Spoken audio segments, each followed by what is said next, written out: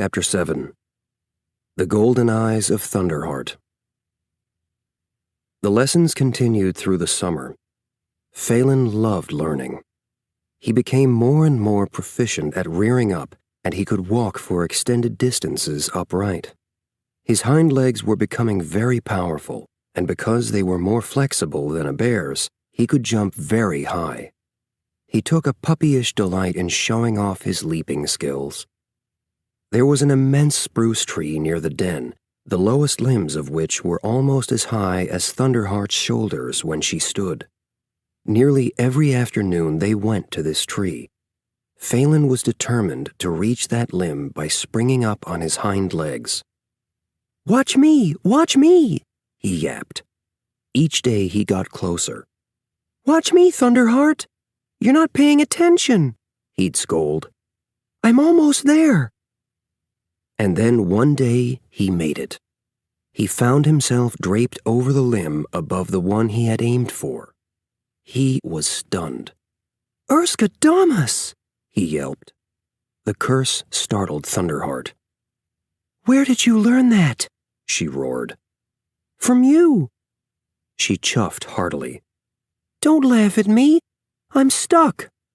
"You jumped too high. You weren't paying attention," she added slyly. "How do I get down?" "I don't know. I've never been stuck that high in a tree," she replied. Faolan gave a plangent little yelp. "No whining." She turned her back and walked away as if she didn't have a care in the world. Faolan stared at her broad back in dismay. "You're leaving me like this?" "You'll figure it out," she said without turning around. "You're the smartest youngster I know." A few seconds later, she heard a soft thud as Faolan dropped to the ground. He was soon at her side, wagging his tail. "I did it!" "I knew you would."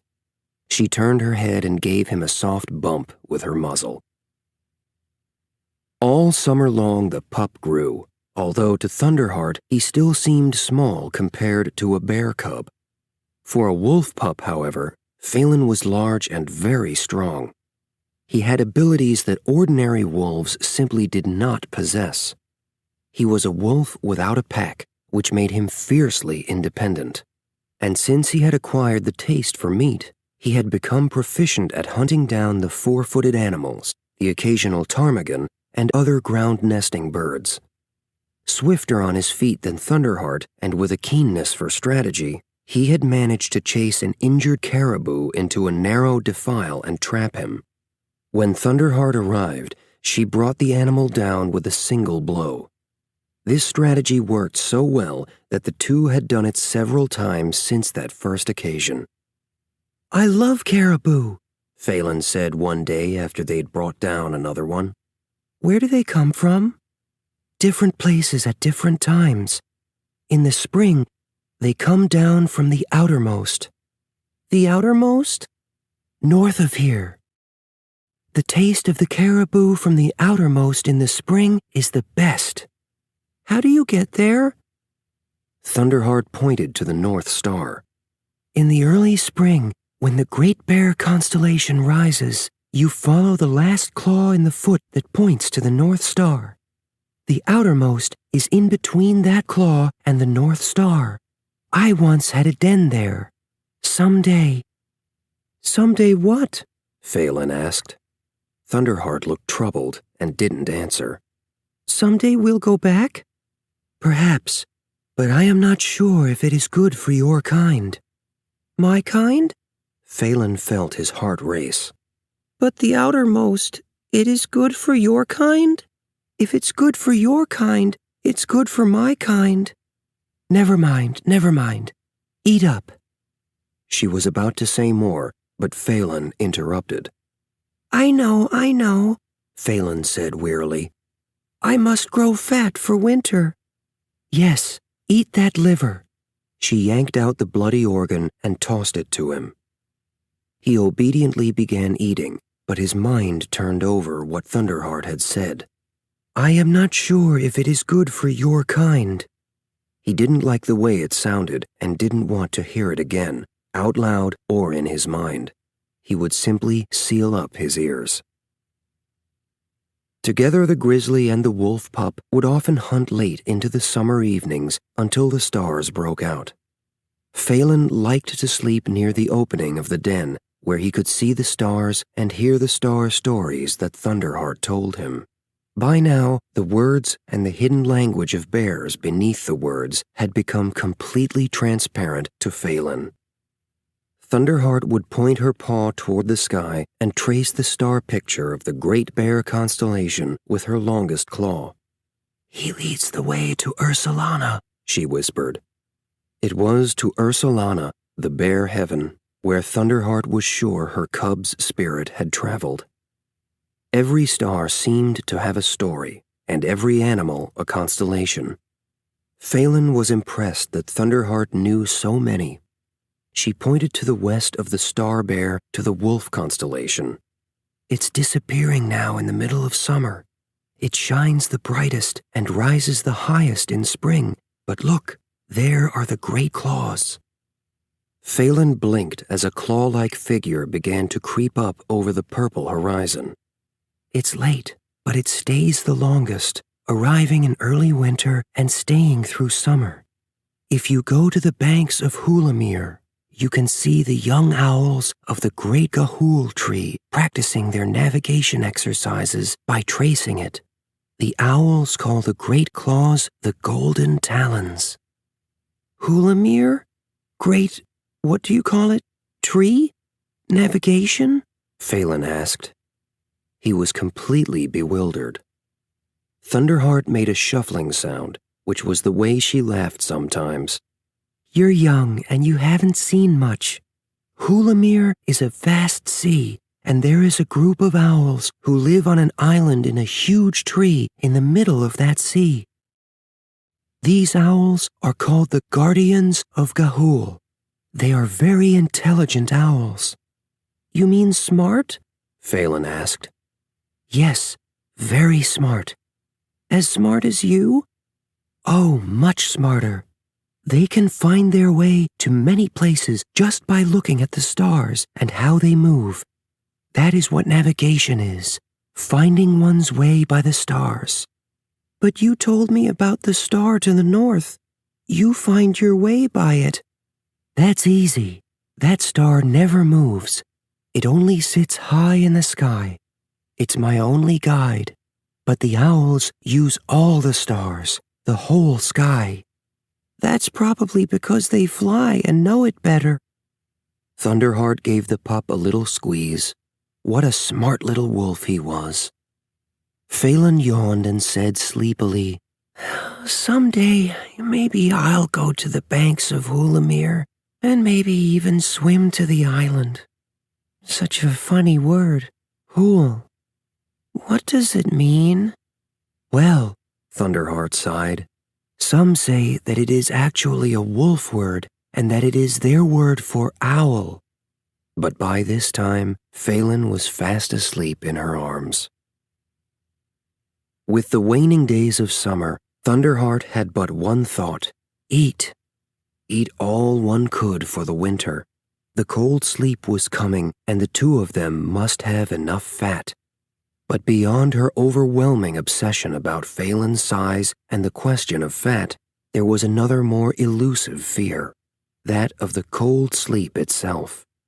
Soon she would have to find a winter den farther away from the river.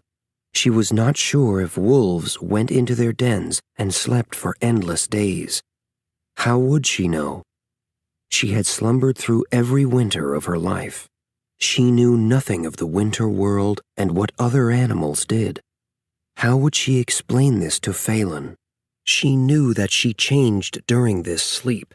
She grew thinner, and if she did rouse herself, her mind was foggy. If she slept and he didn't, how would she protect him? Perhaps she should warn him. But not right now. Right now, the salmon were swimming up the river to their spawning ground. Thunderheart and Faolan had waded out to the shallows on the upstream side of a small rapid where scores of salmon were heaving themselves forward. Thunderheart scooped them from the water or caught them on the fly. It was the easiest fishing Faolan had ever done. He paused for a moment and looked at Thunderheart. Facing west, the setting sun turned her eyes gold. He felt a sudden surge of affection sweep through him as he realized how different they were. He had put out of his mind that day months before when they had seen the grizzly mother with the 2 cubs. He had since then refused to allow such thoughts to enter his mind. Except he now remembered a few days earlier when they had brought down a caribou and Thunderheart had first mentioned the outermost and how it might not be a good place for his kind. Thunderheart had mentioned wolves a few times, but Faolan had never seen any except for the star wolf in the sky, so the notion of a real wolf was vague. The thought of wolves did not trouble him, for when he looked into the golden eyes of Thunderheart, he felt his world was complete. Those eyes offered a universe. He needed nothing else. That evening was their last night in the river den. The next morning, well before dawn, they began their trek to find a winter den in the higher elevations of the beyond. Thunderheart was particular about her winter den. Most grizzlies dug out dens under large tree roots. But the trees were few in this part of the beyond, and what trees there were grew at lower elevations. If a bear went above the sparse tree line, there were good natural rock caves to be found, even tunnels in the lava beds. But most important, the snow came earlier in the high country, insulating the den for a longer period of time. By mid-morning, they had crossed the broad flat meadow, and Thunderheart was pushing her bulk through the low-growing bracken and nettles at the base of a long slope. They were almost above the tree line. The air was thinner and the going harder.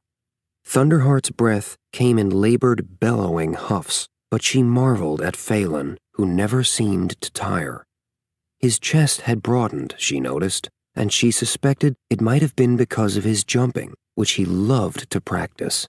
It was hard to imagine that a brief 4 months before he had been a whiny little pup dramatically flinging himself onto the dirt and waving his splayed paw in the air.